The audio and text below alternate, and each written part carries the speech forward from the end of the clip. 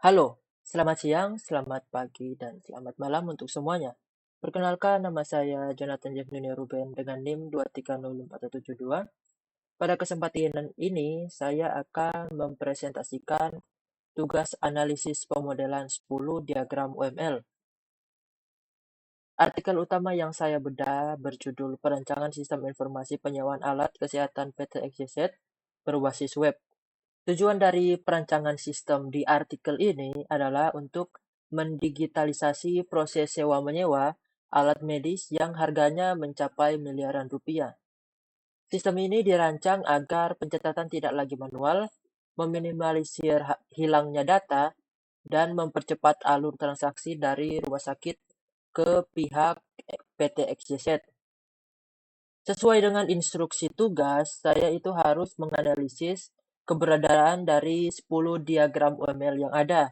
Namun, karena adanya batasan halaman publikasi jurnal, artikel PT FYZ ini hanya mampu memuat 7 diagram fisik, yaitu use case diagram, activity diagram, sequence diagram, class diagram, komponen diagram, deployment diagram, dan collaboration diagram. Lalu kemana perginya 3 diagram sisanya? Nah, di dalam pemodelan sistem berbasis orientasi objek atau OAD, itu memiliki standar yang universal. Oleh karena itu, untuk untuk menemukan wujud fisik dari 3 diagram yang sangat langka itu, saya melakukan ekstensifikasi studi literatur pada 3 artikel tambahan. Tapi meskipun objek studi kasusnya itu berbeda, logika objek-orientednya itu adalah 100% sama.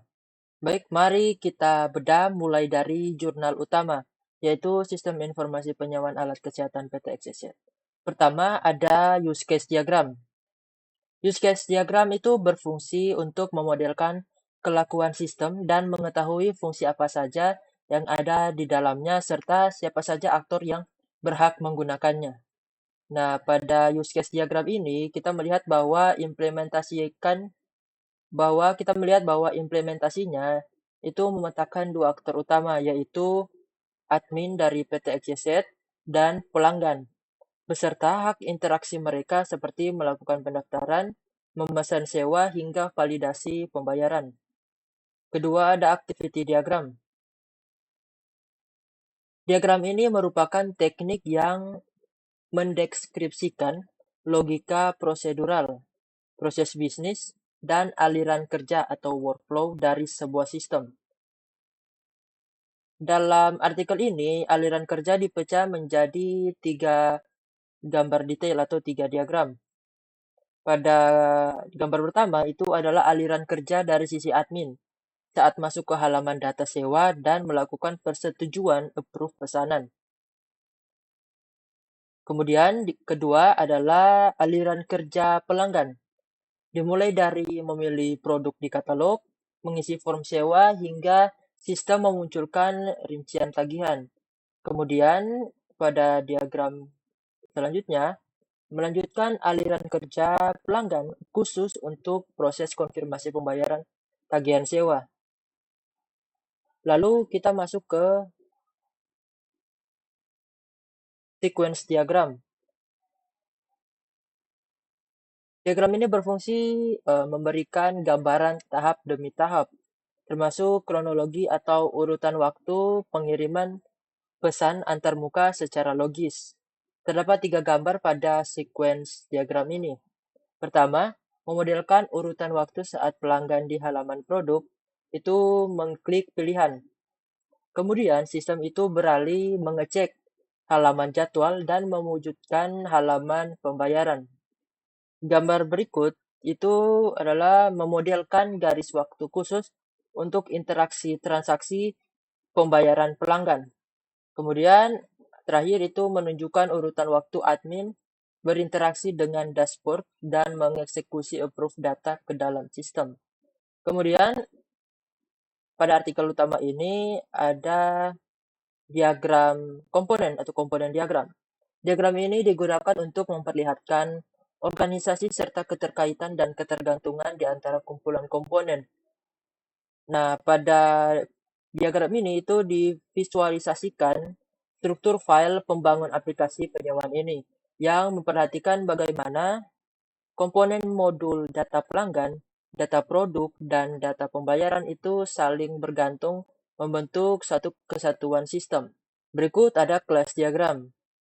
Diagram ini adalah diagram struktur statis yang menggambarkan struktur sistem dengan menunjukkan berbagai kelas, atribut, metode, dan hubungan relasi antar objeknya. Pada diagram ini, itu adalah fondasi database.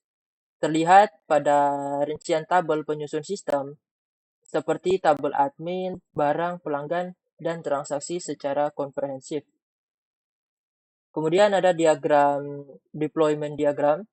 Diagram ini secara spesifik digunakan untuk memvisualisasikan hubungan antara software, perangkat lunak, dan hardware, perangkat keras, atau fisik komputernya. Pada diagram ini, arsitektur hardware itu dipetakan ke dalam node fisik, yaitu memisahkan letak database server, MySQL, web server, dan komputer klien yang terhubung dalam jaringan. Terakhir adalah collaboration diagram, yaitu diagram yang mengelompokkan pesan dan menunjukkan objek harus melakukan sinkronisasi dengan serangkaian pesan lainnya. Nah, digambarkan pada diagram ini secara visual bagaimana interaksi pelanggan saat membuka form katalog tersinkronisasi langsung dengan entitas transaksi dan proses pencetakan bukti pembayaran.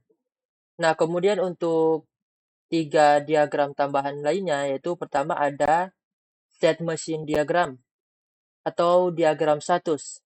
Saya mengambil referensi dari jurnal Sistem Informasi Pengajuan Cuti Pegawai. Diagram ini memodelkan perilaku dinamis dan transisi status. Bisa kita lihat pada gambar ini. Status sebuah formulir itu bertransisi dari mulai mengisi formulir, berubah status menjadi belum diproses atau sudah diproses, hingga akhirnya mencapai status final, yaitu status pengajuan cuti. Yang kedua adalah communication diagram. Saya mengambil wujud visualnya dari Jurnal Sistem Informasi Kepegawaian PT Indometal Mitra Buana. Diagram ini itu menggambarkan hubungan antar kelas serta pesan yang disampaikan. Pada gambar ini terlihat jelas bagaimana pertukaran pesan terjadi saat aktor HRD meminta sistem untuk melihat seluruh data pegawai, dan sistem meresponnya melalui interaksi antar objek tanpa harus memetakan garis waktu seperti di sequence diagram. Yang terakhir adalah objek diagram. Gambar ini sangat jarang dipublikasikan, namun saya berhasil menemukannya pada jurnal Sistem Pemilihan Ketua OSIS SMK Upentek 2.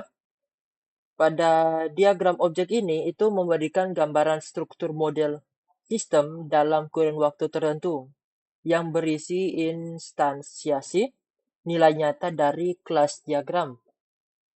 Di gambar ini kita bisa melihat contoh data aslinya, seperti entitas user yang langsung diisi dengan nilai nyata seperti nama sama dengan Jamal Kurniadi dan passwordnya 111. Kesimpulannya, dengan membedah satu artikel utama tentang alat kesehatan dan 3 artikel OOAD pendukung, kita dapat melihat wujud visual ke-10 diagram UML secara utuh. Ini membuktikan bahwa setiap diagram memiliki fungsi spesifik masing-masing dalam membentuk sebuah arsitektur perangkat lunak yang solid. Baik, sekian presentasi dari saya. Terima kasih.